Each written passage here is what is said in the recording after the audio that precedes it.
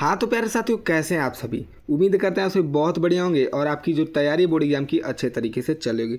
जैसे कि दोस्तों, आज की वीडियो में हम लोग लाए हैं हिंदी का सेट 3 801 डीसी, यानी 801 डीसी लाए हम लोग सेट 3 का, जो कि बहुत ही इंपॉर्टेंट है हिंदी के पेपर के लिए। ठीक ना, तो आज इसी को हम लोग सॉल्व करने वाले हैं, सेट 3 801 डीसी। चलिए तो इसको स्टार्ट करते हैं हम लोग। पहले क्या दिया है, खंड अ दिया है, बहुविकल्पीय प्रश्न दिया। बहुविकल्पीय प्रश्न यानी 20 ठो बहुविकल्पीय प्रश्न हिंदी में होता है पहले, उसके बाद हम लोग जो आगे का होता है। चलिए स्टार्ट करते हैं। पहला क्या है, शुक्ल युग का नामकरण किस विद्वान के नाम पर किया गया है। क्या है, शुक्ल युग का नामकरण किस विद्वान के नाम पर किया गया है। ऑप्शन है वसिंहधर शुक्ल के, आचार्य रामचंद्र शुक्ल, वैकुंठनाथ शुक्ल और रामचरण शुक्ल।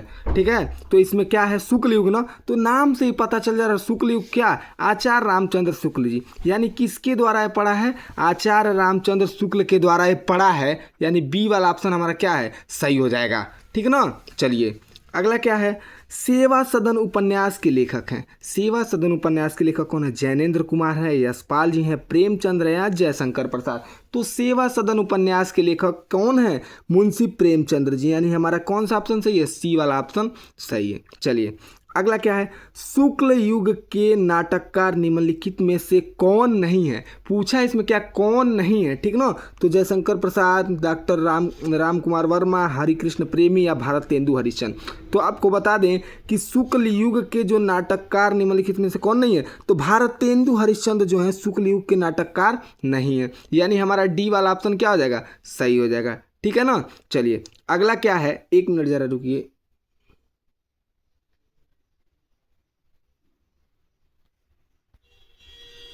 चलिए अगला हमारा है, अगला कहाँ गया, हाँ तीसरा हो गया, चौथा। अब चौथा हम लोग का क्या है, चौथा हम लोग का प्रसिद्ध आत्मकथा क्या भूलूं क्या याद करूं के लेखक हैं। यानी प्रसिद्ध आत्मकथा क्या भूलूं क्या याद करूं के लेखक कौन है, हरिवंश राय बच्चन है, डॉक्टर राजेंद्र प्रसाद हैं, पांडे बेचन शर्मा उग्र हैं या रामविलास शर्मा जी हैं। तो प्रसिद्ध आत्मकथा क्या भूलूं क्या याद करूं के लेखक कौन है, हरिवंश राय बच्चन जी। यानी ए वाला ऑप्शन हमारा क्या है, सही है। ठीक है। चलिए पांचवा क्या है, निम्नलिखित में से कौन प्रसिद्ध यात्रा साहित्यकार हैं।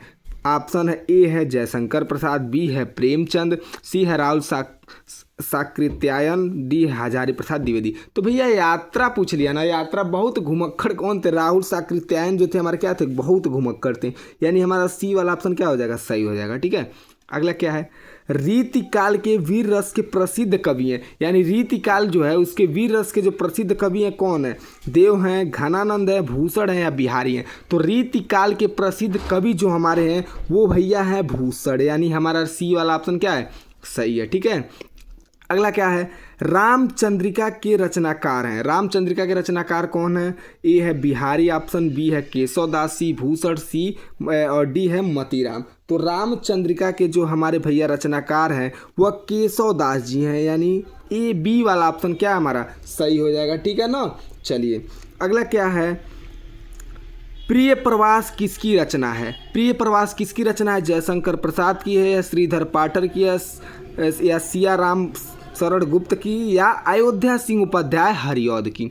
तो प्रिय प्रवास किसकी रचना है भैया, यह प्रिय प्रवास जो हमारी रचना है अयोध्या सिंह उपाध्याय हरिऔध की। यानी हमारा डी वाला ऑप्शन क्या है, सही है। ठीक है ना। चलिए अब अगले बहुविकल्पी प्रश्न की तरफ हम लोग चलते हैं। अगला क्या है हमारा, अगला है, चलिए अगला है राम की शक्ति पूजा के रचनाकार कौन है। राम की शक्ति पूजा के रचनाकार पहला ऑप्शन है सूर्यकांत त्रिपाठी निराला, दूसरा है महादेवी वर्मा, तीसरा है रामधारी सिंह दिनकर, चौथा है सुमित्रा नंदन पंत। तो राम की शक्ति पूजा के रचनाकार जो हमारे भैया कौन है, सूर्यकांत त्रिपाठी निराला जी हैं। कौन है, सूर्यकांत त्रिपाठी निराला जी। यानी ए वाला ऑप्शन क्या है हमारा, सही है।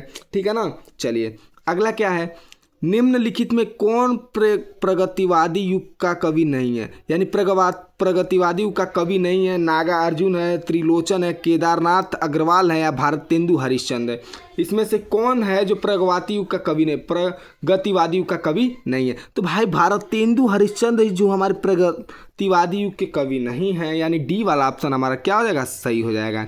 चलिए ये 10 था गद्यांश और पद्यांश से मिला के। अब 11वें नंबर से आएगा क्या भाई, व्याकरण से। 10 व्याकरण से अब आएगा बहुविकल्पी प्रश्न, 10 गद्यांश और पद्यांश से मिलाकर आता है और 10 क्या व्याकरण से आता है, ठीक है ना। चलिए तो 11वां हमारा क्या है, हास्य रस का स्थायी भाव है। हास्य रस का स्थायी भाव क्या होता है, शोक होता है, हास होता है, रति होता है या उत्साह। तो हास्य रस का स्थायी भाव हमारा क्या होता है, हास होता है, यानी बी वाला ऑप्शन क्या है, सही है। चलिए अगला क्या है, मनहु मानो जनु जानो आदि वाच्य शब्द किस अलंकार में प्राय प्रयुक्त होते हैं? तो भाई मैंने इसको बहुत बार बता चुका है कि मनहु मानो जनु जानो जहाँ पर आए वहाँ पर कौन सा अलंकार होता है, उत्प्रेक्षा अलंकार होता है। इसमें ऑप्शन क्या है, उत्प्रेक्षा अलंकार, रूपक अलंकार, उपमा अलंकार या अमक। तो हमने बताया कौन सा अलंकार है, उत्प्रेक्षा अलंकार, यानी ये वाला ऑप्शन क्या है, सही है, ठीक है ना। अगला क्या है, लिखकर लोहित लेख डूब गया दिन मणि अहा, व्योम सिंधु सखी देख ताकर बुद्ध दे रहा। यानी इसमें पूछ रहा है क्या उपयुक्त पंक्ति में प्रयुक्त छंद है, यानी इसमें कौन सा छंद है भाई, रोला है, दोहा है, बरवय है या सोरठा है? तो भैया जो लिखकर लिखित लेख, इसमें जो हमारा क्या है पंक्ति में प्रयुक्त छंद जो है हमारा, वो हमारा है सोठा, यानी हमारा कौन सा ऑप्शन सही है, डी वाला ऑप्शन सही है, ठीक है। 14 नंबर देखते हैं, 14वां, उपसर्ग से बना शब्द नहीं है। क्या पूछा है इसमें, बना शब्द नहीं है, ध्यान देना, ये नहीं पूछा कि उपसर्ग से बना शब्द, पूछा बना शब्द नहीं है, यानी इसमें उप से कौन ऐसा है जो बना शब्द। उपसर्ग का मतलब समझते हैं ना, जो आगे जुड़ा हो शब्द के, ठीक है ना। तो इसमें क्या है, उपदेश, यहाँ भी उप है, दूसरा है ऊपर, यहाँ थोड़ा डाउट लग रहा है, देखते हैं फिर आगे चलते हैं, अगला पहले देखते हैं ऑप्शन। उपनाम, यानी उपनाम में भी उप जुड़ा है, उपवन, उपवन में भी उप जुड़ा है, यानी पूछा है इसमें किसमें नहीं शब्द नहीं है उपसर्ग का, यानी ऊपर में भैया जो है, ऊपर में हमारा क्या है, उप शब्द नहीं है। ऊपर में जो हमारा उपसर्ग होगा ऊ और आधा तो होगा, ठीक है ना, ये होगा, यानी हमारा 14वां का बी वाला ऑप्शन सही हो जाएगा, जिसमें उप शब्द से उपसर्ग नहीं बना है ऊपर पे, ठीक है ना। अगला क्या है, दैनिक शब्द में किस प्रत्यय का प्रयोग हुआ है? क्या है दैनिक, दैनिक शब्द में किस प्रत्यय का प्रयोग हुआ है भैया? तो लास्ट में प्रत्यय जो होता है, प्रत्यय का मतलब होता है जो शब्द के पीछे जुड़े, यानी शब्द के पीछे जुड़े ना, तो पढ़िए इसको, दैनिक, इक आ रहा है ना लास्ट में, यानी इक शब्द इसका क्या हो जाएगा, प्रत्यय हो जाएगा, यानी ये वाला ऑप्शन हमारा क्या है, इसमें सही है, ठीक है। 16वां क्या है, त्रिवेणी में कौन सा समास है? त्रिवेणी जो संख्यावाचक से शुरू होता है, उसमें कौन सा, हमें सामने आपको बता चुका है, इसको कई बार बता किया कि संख्यावाचक से शुरू होने वाले में क्या होता है हमारा, द्विगु समास होता है, यानी इसमें क्या है, द्वंद्व समास है, कर्मधारय समास है, द्विगु समास है, अव्ययी भाव। तो ऑप्शन कौन सा सही है, 16 बोल रहा हूँ, सी वाला ऑप्शन सही है, द्विगु समास, ठीक है ना। अगला क्या है, 17, निम्नलिखित में से गंगा का पर्यायवाची नहीं है, रुक जाइए, ये क्या है, निम्नलिखित में से गंगा का पर्यायवाची नहीं है। क्या पूछ रहा है भैया, गंगा का पर्यायवाची नहीं है ना,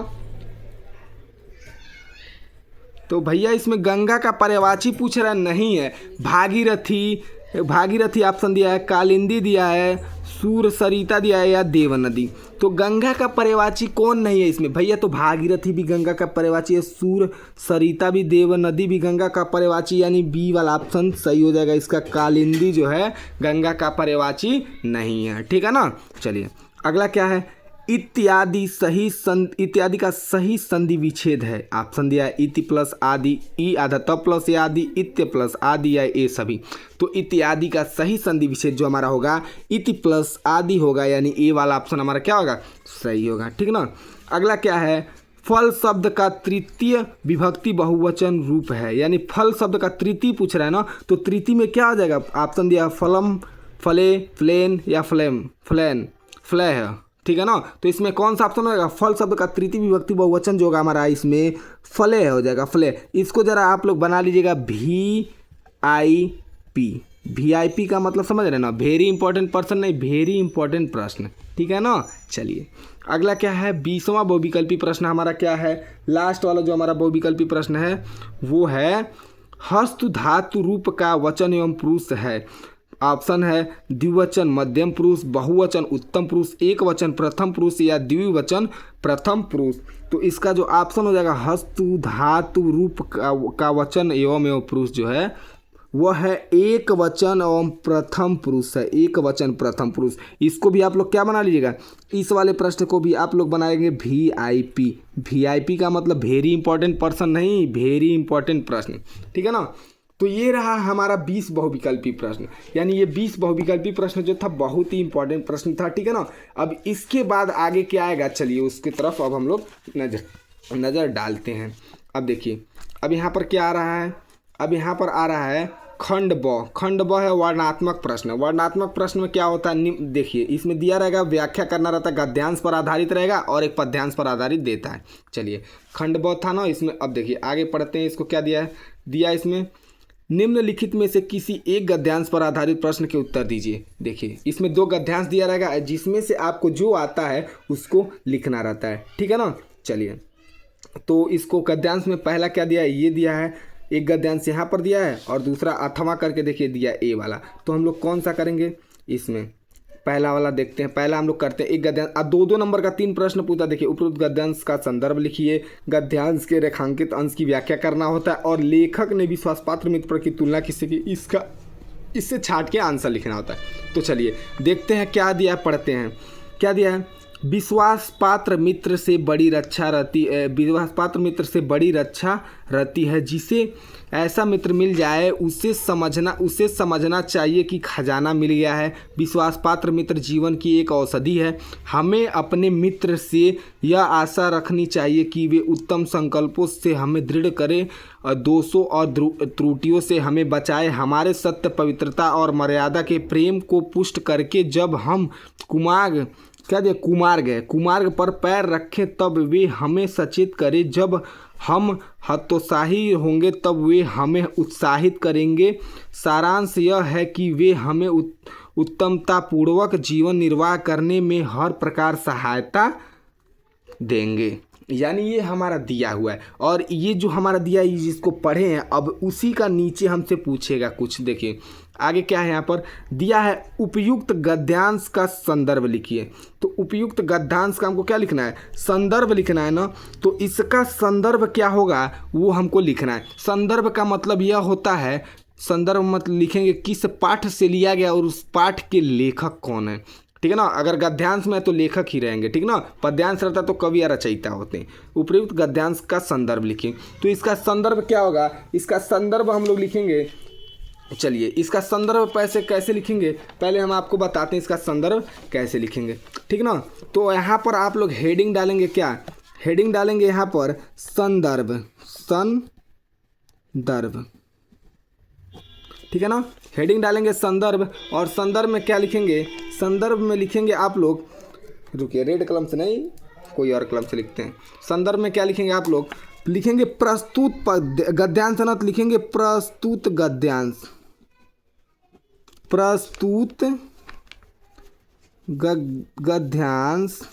प्रस्तुत गद्यांश हमारी, जैसे लिख रहे हैं वैसे लिखना है आपको भी। प्रस्तुत गद्यांश हमारी पाठ्य पुस्तक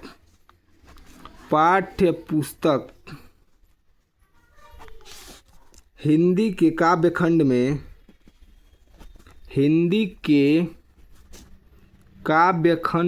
प्रस्तुत पद्यांश हमारे पाठ्य पुस्तक हिंदी के काव्यखंड में संकलित, ऐसे लिखना है आप लोग को। संदर्भ काव्यखंड में संकलित क्या, मित्रता नामक पाठ से लिया गया। किस पाठ से लिया गया, मित्रता नामक पाठ से लिया गया। मित्रता है, मित्रता नामक पाठ से लिया गया है। मित्रता नामक पाठ से लिया गया है, मित्रता नामक पाठ से लिया गया है, ठीक है ना। जिसके क्या भैया, लेखक, जिसके लेखक कौन है, आचार्य रामचंद्र शुक्ल जी हैं। आचार्य रामचंद्र, जिसके लेखक आचार्य रामचंद्र शुक्ल जी हैं, आचार्य रामचंद्र शुक्ल जी हैं। चलिए, तो ये हमारा क्या था, संदर्भ लिखने का तरीका। यानी इस तरह हम लोग लिखेंगे संदर्भ, हेडिंग डालेंगे संदर्भ, पहले प्रश्न को यही पूछा था ना, और उसमें लिखेंगे क्या कि उस किस पाठ से लिया गया और उसकी लेखक कौन है। तो लिखेंगे क्या, पहले हम लोग लिखेंगे इसमें यहाँ से, प्रस्तुत गद्यांश हमारी पाठ्य पुस्तक हिंदी के काव्य खंड में संकलित मित्रता नामक पाठ से लिया गया है, जिसके लेखक जो है हमारे आचार्य रामचंद्र शुक्ल जी हैं। आप लोग ऐसे थोड़ा जो लेखक होंगे उसको कलरफुल से लिख सकते हैं, जैसे ब्लैक से, नीला से लिखे तो उसको ब्लैक से लिख सकते हैं यहाँ तक, और मित्रता को भी डाल सकते हैं ब्लैक से, जिससे दिखने में आसानी होगा, एग्जामिनर अच्छे से समझ जाएगा तब कि बच्चा कितना होशियार है, ठीक ना। जिसके लेखक आचार्य रामचंद्र शुक्ल जी हैं, ठीक है। ये हमारा क्या हो गया, संदर्भ हो गया, ठीक ना। तो ऐसे हम लोग संदर्भ लिखेंगे। अब संदर्भ के बाद आगे क्या पूछा है, आगे देखते हैं। चलिए, अगला प्रश्न हमारा क्या है, अगला प्रश्न है गद्यांश के रेखांकित अंश की व्याख्या कीजिए। रेखांकित का मतलब क्या हुआ भाई, समझो। अब रेखांकित का मतलब यहाँ गद्यांश क्या दिया है, ये जो गद्यांश दिया है इस पे जो रेखा बनाया गया, देखो ऐसे रेखा बनाया गया ना, ये रेखा यहाँ तक औषधि है, यहाँ तक इसका व्याख्या करना है। तो इसका व्याख्या करना है तो आप लोग हेडिंग डालेंगे व्याख्या, ठीक है ना। चलिए, अब व्याख्या का हेडिंग आप लोग डालेंगे, बड़ा होगा तो इसलिए हम कॉपी पे नहीं लिखेंगे, बोल रहे हैं आप लोग समझ जाइएगा, ठीक ना। जो संदर्भ था वो बताना जरूरी था। व्याख्या में क्या होगा, देखो इसको पढ़ के आप लोग लिख सकते हैं। व्याख्या क्या है, विश्वास पात्र मित्र से बड़ी रक्षा रहती है। यानी अगर कोई विश्वास पात्र मित्र है, यानी विश्वास करने लायक मित्र है, तो समझ लो वो उससे हमको बहुत बड़ी रक्षा मिलती है, ठीक ना। आगे क्या दिया है, जिसे हेडिंग डालने के बाद ऐसे लिखेंगे, ठीक ना। अब जिसे ऐसा मित्र मिल जाए उसे समझना चाहिए खजाना मिल गया।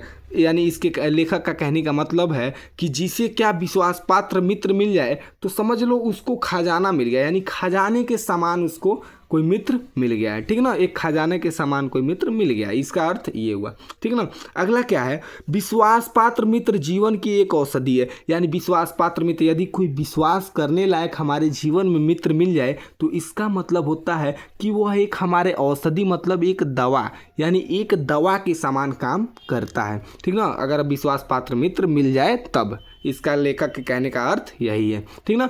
तो हमको यही कहा था कि गद्यांश के रेखांकित अंश की व्याख्या कीजिए। हमको केवल रेखांकित अंशों की ही व्याख्या करना था। यदि आपको आगे आता है तो आगे भी लिख सकते हैं, उससे कोई दिक्कत नहीं, लेकिन आप जितना रेखांकित अंश है इसका भी व्याख्या कर देंगे तो आपको पूरा नंबर मिलेगा। आगे करेंगे तब भी 2 ही नंबर, और रेखांकित अंशों करेंगे तब भी 2 ही। तो मेरे कहने का मतलब यही है कि आप रेखांकित अंशों की केवल व्याख्या कीजिएगा एग्जाम में, ठीक है ना। चलिए, ठीक है।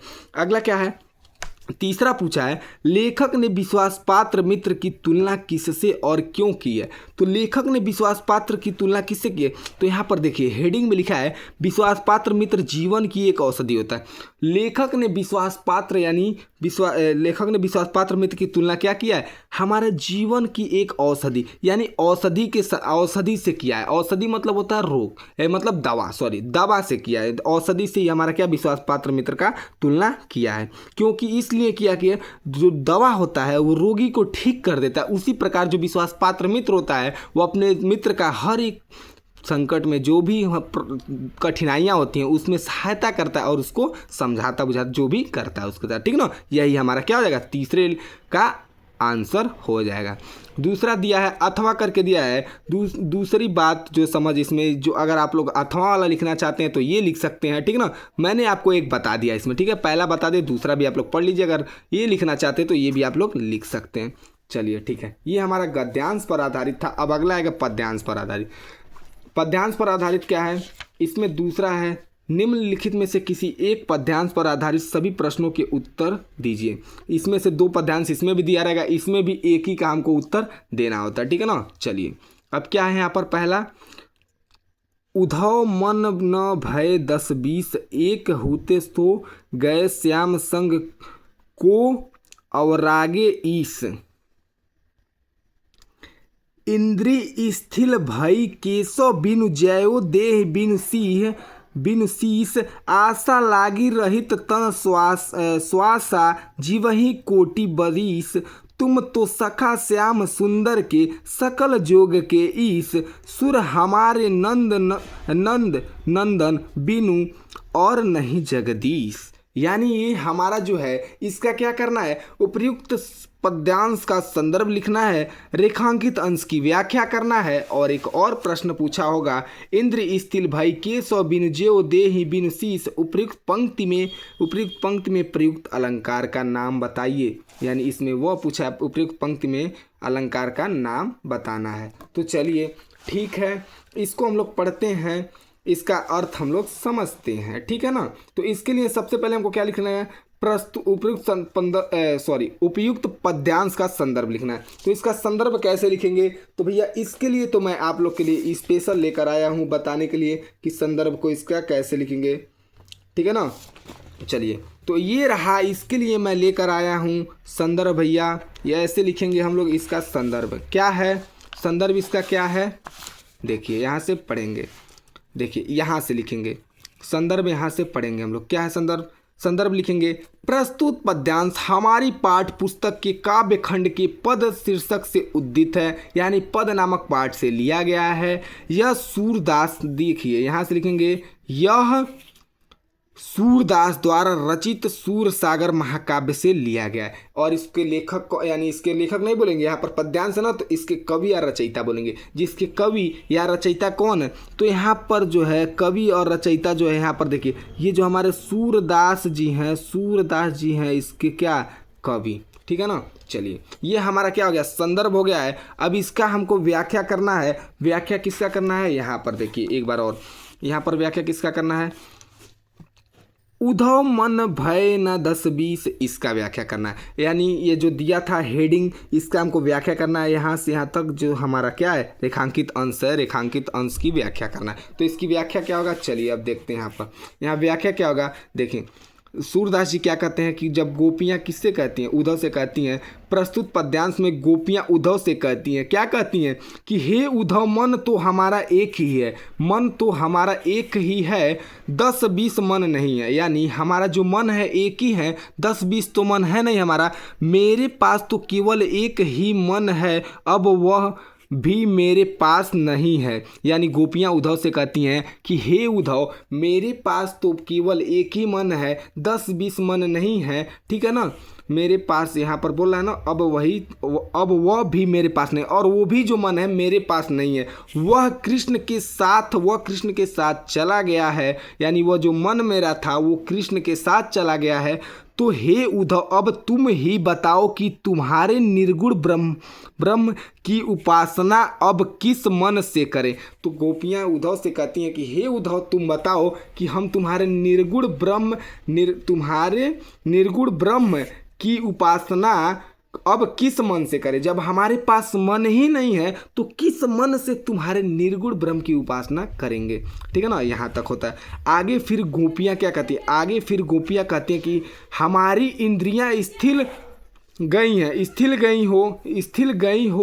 गई हैं जैसे हमारी देह बिना सिर की हो गई हो। यानी गोपियाँ उद्धव से कहती हैं कि हे उद्धव, जो हमारी इंद्रियाँ स्थिर हो गई हैं, इंद्रियाँ हैं वो भी स्थिर हो गई, यानी रुक गई हैं, जैसे हमारी देह बिना, आगे क्या बोला, जैसे हमारी देह बिना सिर की हो गई हो। यानी जैसे कि जो हमारा देह जो है बिना सर का हो गया, ऐसा प्रतीत होता है, ठीक है ना।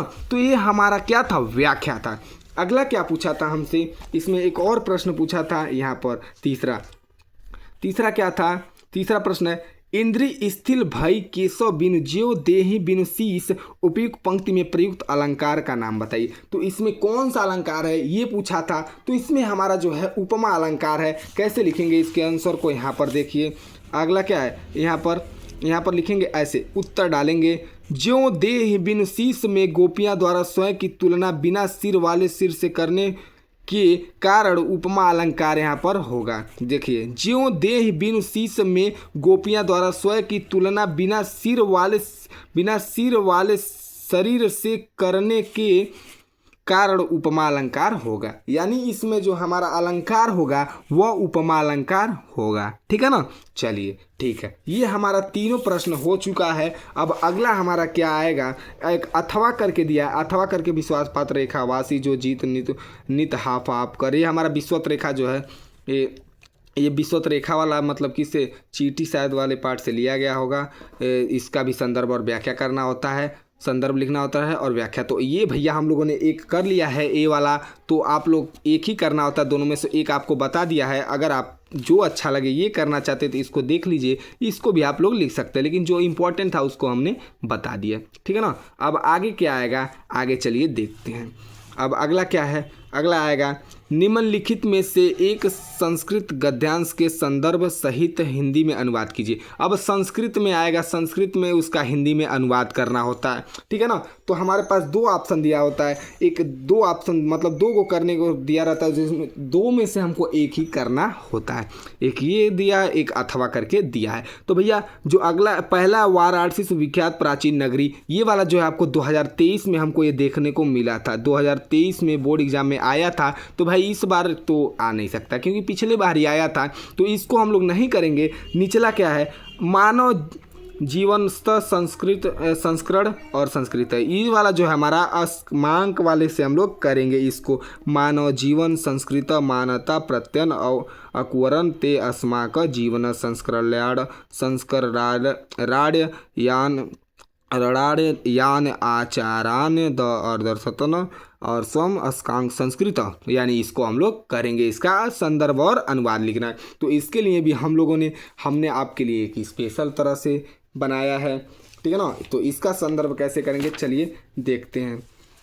हाँ आइए, यहाँ देखिए, यहाँ पर क्या है इसका संदर्भ, यहाँ से पढ़ेंगे। देखिए पहले हम लोग हेडिंग डालेंगे, संदर्भ लिखेंगे। प्रस्तुत गद्यांश हमारी पाठ्य पुस्तक के संस्कृत खंड में संकलित भारतीय संस्कृत नामक पाठ से लिया गया है। किससे, भारतीय संस्कृत नामक पाठ से लिया गया है। प्रस्तुत गद्यांश में भारतीय संस्कृत के महत्व को दर्शाया गया है, और इसमें जो है भारतीय संस्कृत के महत्व को दर्शाया गया है, ठीक है ना। चलिए अब ये हमारा हो गया संदर्भ, 2 नंबर संदर्भ में मिलता है, 3 नंबर हमारे इसके व्याख्या अनुवाद करने पर मिलेगा। संस्कृत है ना, संस्कृत में अनुवाद करेंगे। चलिए तो इसका अनुवाद क्या होगा, अनुवाद में यहाँ पर देखेंगे क्या है। अनुवाद में यहाँ पर बोला ना मानव जीवन संस्करण संस्कृति था ना, तो यहाँ पर था, पहले यहाँ पर देखिए, यहाँ पर क्या है, मानव जीवन संस्करण संस्कृति, यानी मानव जीवन, मनुष्य जीवन, यानी मानव जीवन को संस्करण मतलब होता है सजाना, यानी मानव जीवन को सजाना और संवारना ही हमारा क्या होता है, संस्कृति होता है,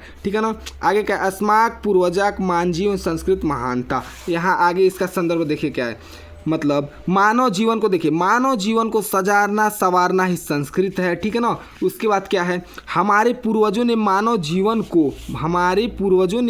जीवन को क्या संवारने के लिए महान प्रयास किए थे, यानी हमारे जो पूर्वज थे वह मानव जीवन को संवारने के लिए महान प्रयास किए थे, बहुत प्रयास किए थे, ठीक है ना।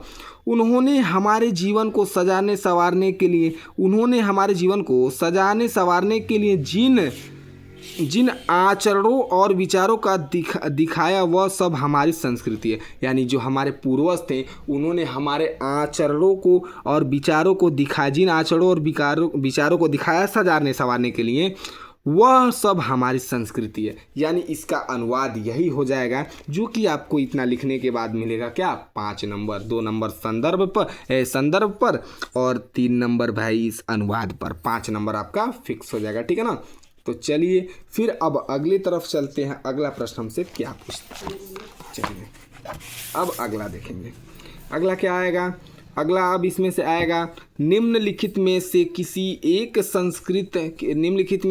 संस्कृत पद्यांश का संदर्भ सहित हिंदी में अनुवाद कीजिए। यानी एक संस्कृत आएगा, संस्कृत में श्लोक आएगा, उसका क्या संदर्भ, पद्यांश का संदर्भ लिखना होगा और उसका क्या अनुवाद करना होगा। तो ऑप्शन 2 है, एक है अपद दुर्गामी च साचरो न च पंडित अमुकट सपट आया जानती और सब पंडित, यानी एक ये है। दूसरा है मान हित्वा प्रिय भवती क्रोध हित्वा न शोचित काम हित्वान था भवती लोभ हित्वान था हित्वा सुखी भावते, यानी 2 दिया है, इसमें दोनों में से एक करना होता है। देखिए यहाँ पर 2 + 3 यानी 2 संदर्भ पर मिलेगा और 3 नंबर आपको अनुवाद पे। तो भाई पहला वाला जो है थोड़ा अपदो माँ दुर्गा माँ मतलब ये भी अच्छा है, लेकिन मैंने इसमें से एक करना होता है, तो इसके लिए अनुवाद आपको लाया है। क्या है, मान हित्वा प्रिय भवती, यानी मान हित्वा प्रिय भवती क्रोध हित्वा न शोचित काम हित्वान भवती लोभ हित्वा सुखी भवते। तो इसके लिए आपको क्या करना है, संदर्भ लिखना है और इसका क्या करना है, अनुवाद करना है। तो भाई इसके लिए भी आपके लिए स्पेशल व्यवस्था किया गया है, यहाँ पर देख लीजिए कैसे लिखेंगे इसको, ठीक है ना। तो चलिए इसको क्या करेंगे हम लोग, सबसे पहले हम लोग हेडिंग डालेंगे क्या, संदर्भ, और संदर्भ में क्या लिखेंगे हम लोग, ज़रा 1 मिनट रुकिए यहाँ।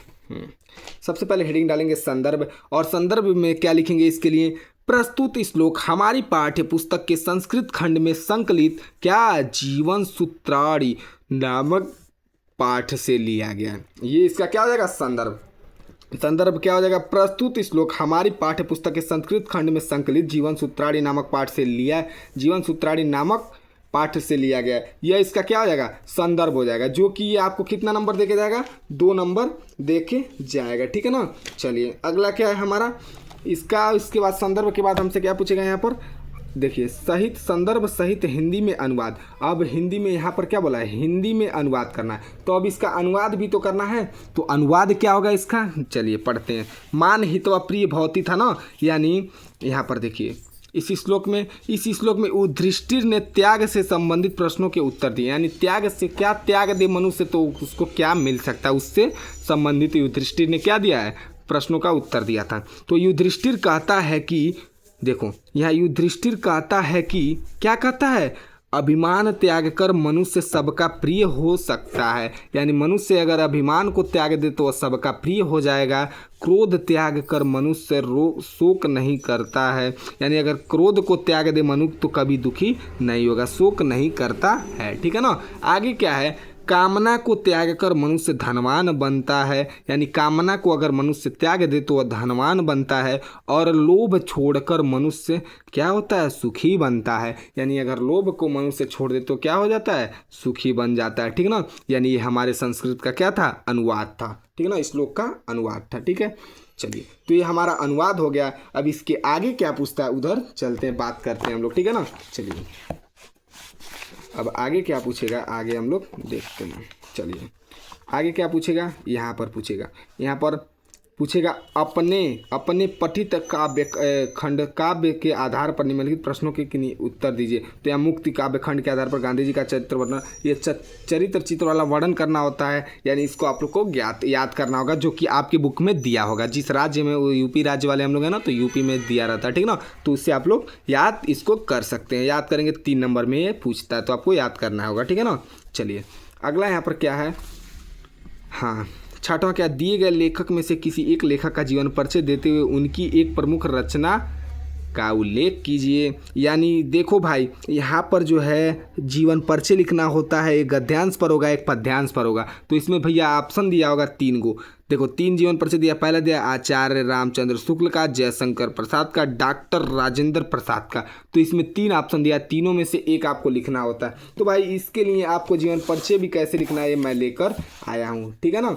चलिए तो जीवन परिचय कैसे लिखेंगे, देखो भाई, तो इसमें 3 ऑप्शन है ना, 3 में से हम लोग एक जीवन परिचय लिख सकते हैं, ठीक है ना। चलिए तो मान लो भाई 3 में से मैं एक जीवन परिचय लिखूंगा। क्या ऑप्शन दिया है, आचार्य रामचंद्र शुक्ल दिया, जयशंकर प्रसाद दिया, डॉक्टर राजेंद्र प्रसाद। तो भाई इसमें से देखो मैं जयशंकर प्रसाद का जीवन परिचय, जयशंकर प्रसाद का जीवन परिचय लेकर आया हूँ। देखो जयशंकर प्रसाद जी का जीवन परिचय ये भाई बढ़िया से लिखा हुआ है इसको, ठीक है ना। तो जयशंकर प्रसाद जी का जीवन परिचय को बारे में हम लोग बात करेंगे। जरा 1 मिनट रुकिए, थोड़ा सा वीडियो को डिस्टर्बिंग हो रहा है।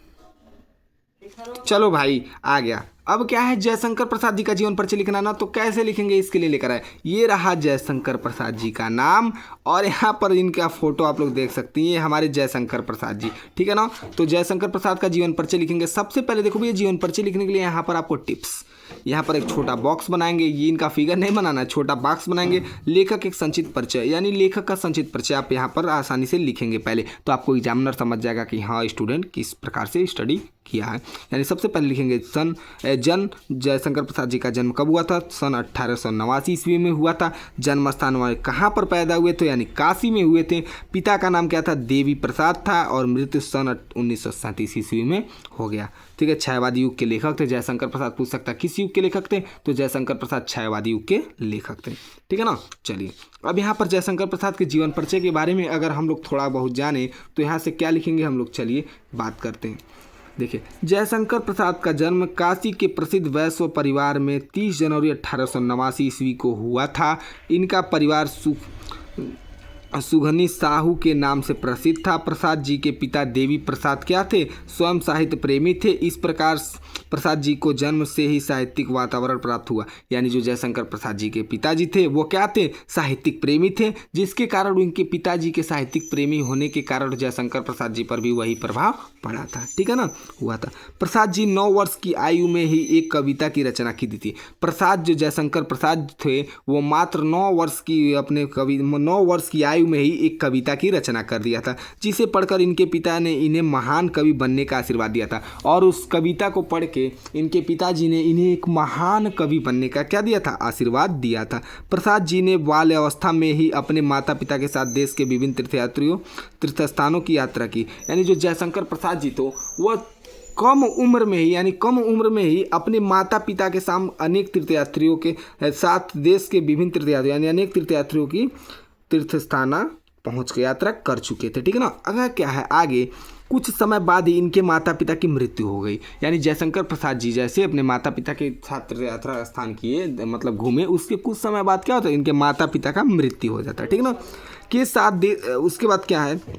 माता पिता की मृत्यु हो गई। इनकी शिक्षा दीक्षा का प्रबंध बड़े भाई श्री शंभुनाथ जी ने किया था। यानी इनके शिक्षा दीक्षा का जो प्रबंध था इनके बड़े भाई जयशंकर प्रसाद जी के बड़े भाई कौन थे? श्री शंभुनाथ। यानी श्री शंभुनाथ जी ने, याद रखना नाम कि जयशंकर प्रसाद जी के बड़े भाई का क्या नाम था? तो श्री शंभुनाथ था। श्री शंभुनाथ जी ने किया। सर्वप्रथम इनका नाम क्वींस कॉलेज में लिखाया गया, किंतु वहाँ इनका मन नहीं लगा और घर पर ही योग्य शिक्षा से अंग्रेजी और संस्कृत का अध्ययन करने लगे। जब आयु 17 वर्ष के थे तभी बड़े भाई शंभुनाथ जी की भी मृत्यु हो जाती है। यानी जयशंकर प्रसाद जब 17 वर्ष के होते हैं तभी इनके बड़े भाई का भी मृत्यु हो जाता है। इन्होंने 3 शादियाँ की, किंतु तीनों पत्नियों की असमय मृत्यु हो गई। और इन्होंने जयशंकर प्रसाद जी ने 3 शादियाँ की थी, किंतु इनके तीनों पत्नियों का भी क्या हो जाता है? मृत्यु हो जाता है। इसी बीच इनके छोटे भाई की मृत्यु हो गई और जयशंकर प्रसाद जी के छोटे भाई का भी मृत्यु हो जाता है। इन सभी असमय मौतों से यह अंदर ही अंदर टूट गए। संघर्ष और चिंताओं से स्वास्थ्य में बहुत हानि पहुंचाया और इन सभी को सोचकर उन्हें बहुत हानि पहुंचा। क्षय रोग से पीड़ित होने के कारण 15 नवंबर 1937 ईस्वी को 47 वर्ष की आयु में इनका निधन हो गया।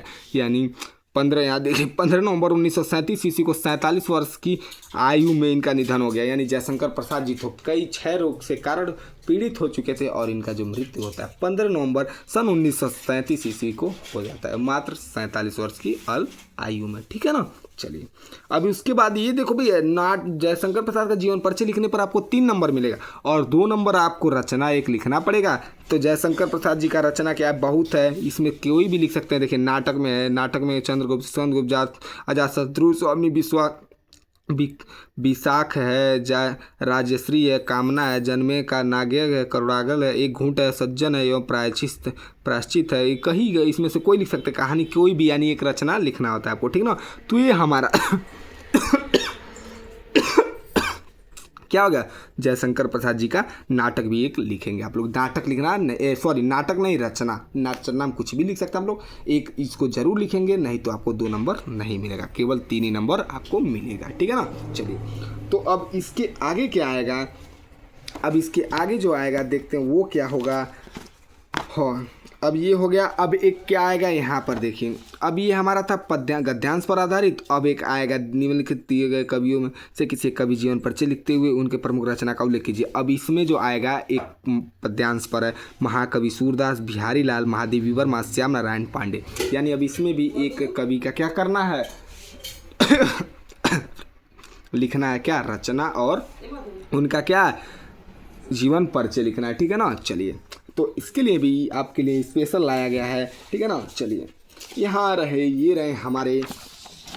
चलिए अब इधर देखते हैं हम बिहारी लाल जी का जीवन परिचय। हाँ तो ये रहे हमारे कौन? बिहारी लाल। ये जो हमारे थे बिहारी लाल जी थे। ठीक है ना। और यहाँ पर लिखेंगे हम लोग क्या? बिहारी लाल के प्रमुख पहले बातों को। यहाँ पर क्या करेंगे? संक्षिप्त में लिखेंगे जन्म। यानी बिहारी जी का जन्म सन 1595 ईस्वी को हुआ था। कौन स्थान पर? जन्म स्थान बसुआ गोविंदपुर यानी ग्वालियर में हुआ था बिहारी जी का जन्म। और पिता का नाम था पंडित केशव राय चौबे, यानी पिताजी थे इनके पंडित केशव राव जी थे। मृत्यु सन 1963 ईस्वी को हुआ था। रचना बिहारी सतसई, यानी एक रचना भी लिखना होता ना, तो देखिए यहाँ से 2 नंबर यहीं पर मिल गया, यानी बिहारी जी का एक रचना था बिहारी सतसई, यहाँ 2 नंबर आपको मिल गया। ठीक है ना। अगला क्या है, भाषा प्रौढ़ एवं परिमार्जित ब्रज। भाषा जी थी उनकी प्रौढ़ और परिमार्जित ब्रज थी। शैली जो थी मुक्तक शैली थी। ठीक है ना। ये तो संक्षिप्त में इतना छोटा आप एक जगह पेज बनाएंगे उस पर और लिखेंगे, उसके बाद इधर आप आएंगे इनके जीवन परिचय के बारे में। ठीक है ना। जीवन परिचय के बारे में जानेंगे इनके क्या है। रीतिकाल के प्रतिनिधि कवि बिहारी लाल का जन्म सन 1595 ईस्वी के लगभग ग्वालियर के पास बसुआ गोविंदापुर गांव में हुआ था। ये माथुर चौबे कहे जाते हैं। इनका बचपन क्या था, बुंदेलखंड में व्यतीत हुआ। युवावस्था में ये अपनी ससुराल मथुरा में जाकर रहने लगे। यानी जो बिहारी लाल थे वो छोटी उम्र में ही अपने क्या युवा अवस्था में कहाँ ससुराल में अपने जाके रहने लगे। ठीक है ना। अब यहाँ पर कुछ उनके लिए कितनी है। जन्म ग्वालियर जानिए, अखंड बुलंदे बाल तरुणाई आई सुधर मथुरा बसी ससुराल, यानी उन जब ससुराल जाते हैं, ससुराल में रहने लगते तो वहाँ पर एक यहाँ पर ये लिखा गया था। ठीक है ना। ठीक है। जयपुर के मिर्ज़ापुर जयसिंह के आप आश्री कवि थे। जयपुर में रहकर ही इन्होंने अपने एकमात्र ग्रंथ बिहारी सतसई की रचना की। यानी जो बिहारी लाल जी थे वो जयपुर में रहकर आपने एक रचना किया था, उन्होंने बिहारी सतसई की रचना की, जिसमें 719 दोहे थे। और इसमें कितने दोहे थे जो रचना किया था, 719 दोहे थे। बहुत ही इंपॉर्टेंट है, इसको अंडरलाइन बनाएंगे। कितने दोहे थे जो बिहारी सतसई ने रचना की थी, ये पूछ सकता है। तो कितने, जिसमें 719 दोहे थे, 719 दोहे।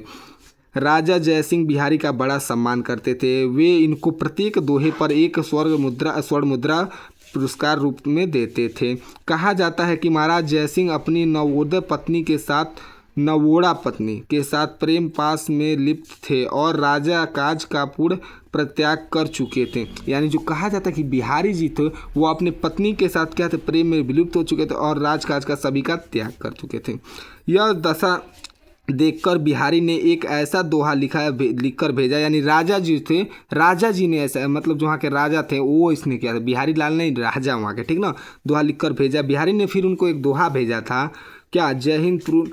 जयसिंह पुनः कर्तव्य पथ पर अग्रसर हो गए। बिहारी की मृत्यु सन 1963 ईस्वी में हुई और उन्होंने एक दोहा लिखा। उसके बाद उनकी जो मृत्यु होती है 1963 ईस्वी में हो जाती है। ठीक ना। तो ये रहा था बिहारी का जीवन परिचय। उसके बाद लिखना था एक बिहारी का क्या रचना, तो मैंने यहीं पर आपको बता दिया क्या रचना, बिहारी सतसई। यहाँ से 2 नंबर आपका फिक्स हो जाएगा। ठीक है ना। तो हमने क्या इन लोगों के जीवन परिचय के बारे में भी जान लिया है। अब आगे क्या पूछेगा देखते हैं। चलिए अब यहाँ पर आगे आएगा क्या, अपनी 7वां आएगा, अपनी पाठ्यपुस्तक में कठस्थ कोई एक श्लोक लिखिए जो इस प्रश्न पत्र में न आया। तो भैया पीछे जो 2 श्लोक आया था ना, उन दोनों श्लोक को छोड़ के एक श्लोक आपको लिखना है। ठीक है ना। तो आपको श्लोक हम बताते हैं, सुन लीजिए। श्लोक क्या है आप लोग लिखेंगे, उसको यहाँ से देख लीजिए कौन सा श्लोक आप लोग लिख सकते हैं। तो बहुत आसान श्लोक आपके लिए। यह देखिए श्लोक क्या है, वंदन मरण वापी जय वापी प्राजय उभयंत्र समो वीर वीर भाव ही वीरता। यानी ये श्लोक लिख सकते हैं। वंदन मरण, इसका अर्थ नहीं लिखना होता, केवल आपको श्लोक लिखना होता है। मैं इसका अर्थ भी आपको बता दे रहा हूँ कि वंदन मरण वापी जय वापी पराजय, यानी वंदन मरण हो, वापी जय का मतलब जीत हो, या वापी पराजय का मतलब होता है हार हो। उभयत्र समो, यानी इन सभी स्थितियों में जो वीर का मतलब होता है, वीर जो होता है समान होता है, और वीर भाव ही वीरता कहलाती है। वीर भाव को ही हम लोग वीरता कहते हैं। ये श्लोक आप लोग चाहे तो लिख सकते हैं। और एक श्लोक यहाँ पर है, नहीं याद होगा तो ये याद कर सकते हैं। उत्तर यत समुद्र हिमादेश चौबे दक्षिणाम वर्ष तत् भारत नाम भारतीय तत्र संतति। यानी इसका अर्थ क्या हुआ, उत्तर यत समुद्र, उत्तर का मतलब होता है, उत्तर यत का मतलब है, समुद्र से का मतलब समुद्र के, हिमादेश चैब का मतलब हिमालय के, दक्षिणाम का मतलब दक्षिण में।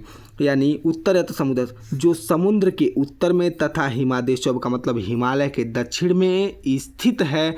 वर्ष तट भारत नाम, वह भारत देश है जिसका नाम क्या है, भारत है, जहाँ के संतानें, यहाँ पर दिया भारतीय तो संतति, जहाँ के संतानें क्या है, भारतीय। ये इसका अनुवाद है, लेकिन आपको अनुवाद नहीं लिखना, केवल इसका श्लोक लिखना था। तो आप ये दोनों श्लोक लिख सकते हैं, उत्तर समुद्र से या वंदन मरण वापी जय वापी पराजय। बहुत श्लोक है अभी। ठीक है ना।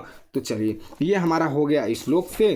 अब आगे क्या पूछेगा हमारा, आगे पूछेगा इसमें यहाँ से आगे पूछेगा निम्नलिखित में से किन्हीं दो प्रश्नों के उत्तर संस्कृत में दीजिए। यहाँ पर निम्नलिखित में से किन दो प्रश्नों का उत्तर संस्कृत में 4 नंबर में, एक प्रश्न 2 नंबर का होगा, 2 प्रश्न का उत्तर देंगे 4 नंबर आपको मिलेगा। तो चलो भाई, पहला क्या है, कुत्र मडम मंडलम भवती, यानी कुत्र का मतलब होता है कहाँ। इसमें से 2 ही लिखना है आपको, 4 दिया 4 में से 2 लिखना है। तो कुत्र मडम मंडलम भवती, यानी कुत्र का मतलब होता है कहाँ, मरणम का मतलब मरना, मंडलम का मतलब होता है कल्याणकारी, भवती का मतलब होता है, यानी कहाँ मरना क्या होता है, कल्याणकारी होता है। तो इसके लिए मैं आपको बता दूं कि जो होता है वाराणसी में मरना कल्याणकारी होता है, यानी मंगलमय होता है। कहाँ, वाराणसी में मरना मंगलमय होता है। इसका आंसर हो जाएगा वाराणसी।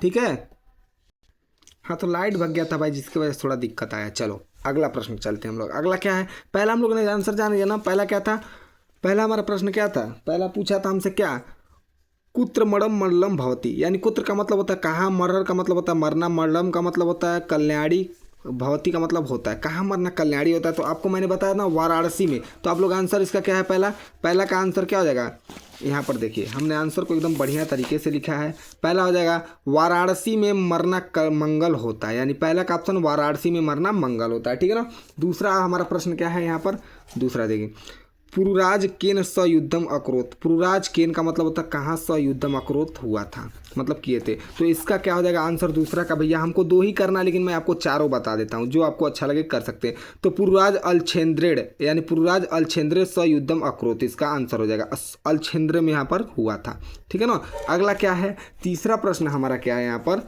तीसरा है ज्ञान कुत्र संभावित, यानी ज्ञान का मतलब होता है ज्ञान, कुत्र का मतलब होता है कहाँ, संभावित का मतलब मिल सकता है, यानी ज्ञान हमको कहाँ मिल सकता है। तो ज्ञान हमको कहाँ मिल सकता है, तो इसका अर्थ, इसका आंसर क्या होगा, ज्ञान भाई हमको सभी स्थान पे मिल सकता है। तो इसका आंसर क्या होगा, ज्ञान सभी स्थान पर संभव है। ठीक है ना, ज्ञान सभी स्थान पर संभव है, इसका आंसर हो जाएगा तीसरे का। ठीक है, अगला क्या है, चलिए अगला है हमारा यहाँ पर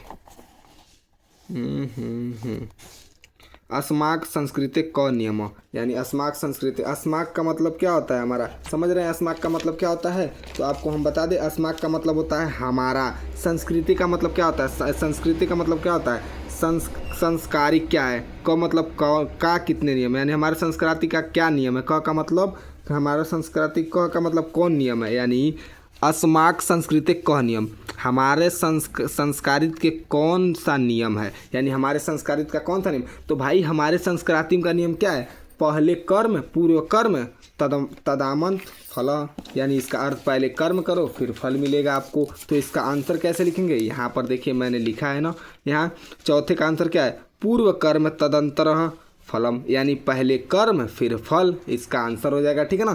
तो ये हमारे चारों संस्कृत अनुवाद, मतलब चारों संस्कृत प्रश्न का जवाब हो चुका था। ठीक है ना। चलिए अब आगे क्या है, लास्ट जो आएगा हमारा, निम्नलिखित में से क्या है, निम्नलिखित में से किसी एक विषय पर निबंध लिखना होता है, शब्द सीमा यानी 150 से 200 शब्द तक बीच में लिखना होता है, जो कितने नंबर में आता है, जो कि यहाँ पर देखिए 9 नंबर में आएगा। ठीक है ना, 9 नंबर में आएगा, जिसमें ऑप्शन दिया आपको क्या, यहाँ पर ऑप्शन दिया किस पे लिखना है। ऑप्शन है आपका विज्ञान वरदान या अभिशाप पर, बेरोजगारी की समस्या और समाधान पर, जल है तो कल है, विद्यार्थी जीवन में अनुवाद का महत्व। तो इसमें आप लोग प्रस्तावना लिखेंगे, रेखा प्रस्तुत करेंगे, हर एक चीज़ को बढ़िया से लिखेंगे। ठीक है ना। तो आप लोग इसको बना के लिख सकते हैं 150 से 200 शब्दों में, ये तो आप लोग कर सकते हैं। तो चलिए ठीक है, हम लोगों ने इस वीडियो में एक सेट को सॉल्व कर चुका है। फिर जब अगले वीडियो में आएंगे तो कुछ सेट को लेकर आएंगे जो कि आपके लिए बेहद ही इंपॉर्टेंट होगा, और ये जितना भी था बहुत ही इंपॉर्टेंट था। ठीक है ना, ये जितना मैंने आपको कराया हर एक चीज़ इसमें क्या था, इम्पॉर्टेंट था भैया। IMP इम्पॉर्टेंट, वो कितना इम्पॉर्टेंट था, तो VIP, यानी VIP का मतलब क्या, वेरी इंपॉर्टेंट पर्सन नहीं, वेरी इंपॉर्टेंट प्रश्न। ठीक है ना। तो चलिए ठीक है, आज की वीडियो में इतना ही, फिर मिलेंगे अगले वीडियो में, तब तक के लिए इस वीडियो में जय हिंद जय भारत।